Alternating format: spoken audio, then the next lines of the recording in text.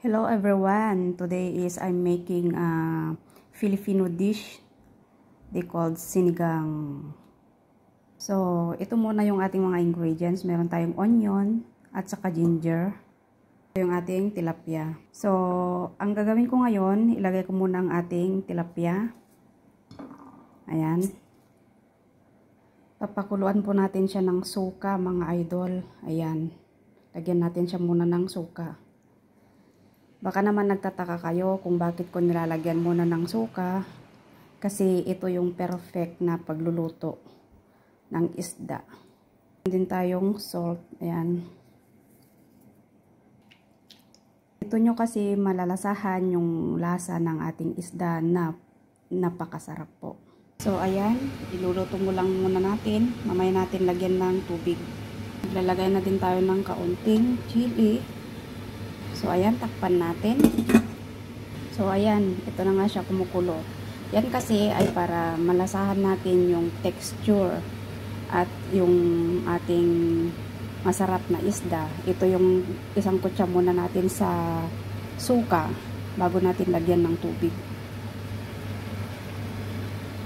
Oh, ayan na nga siya mga idol. Pwede na natin. So, ito na siya mga idol. Pwede na nating dagdagan ng tubig.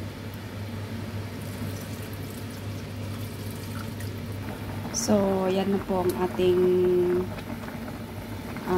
ulam. Yan na po ang ating isda, mga idol. Ganito lang po kasimple magluto ng, ito po yung tinatawag nila kasing Ilocano style. Dapat yung isang kutsa mo muna yung isda ng suka para lalabas po yung katas ng ating. So, ito na yung ating ulam. Masarap na ulam. Ayan, tilapia.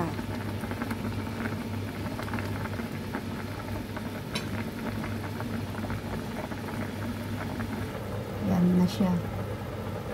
Sawagan natin ng ating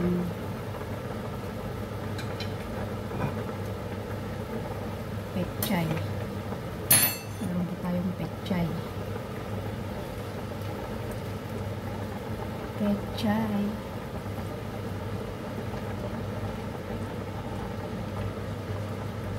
Para may gulay.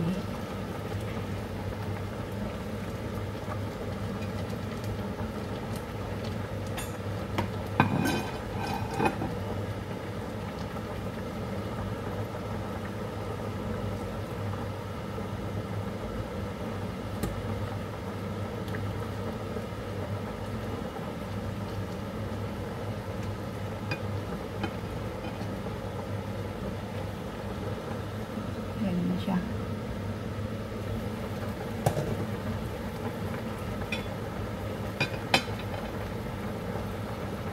Sarap na siya.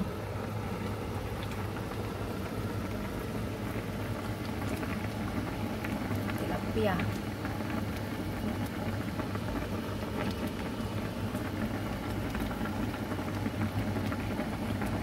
Ayan.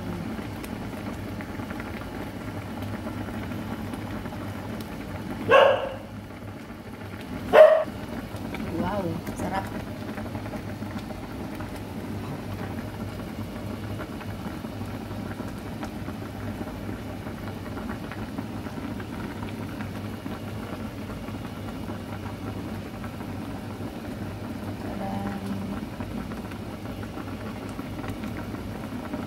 Ganyan lang po kasimple magluto.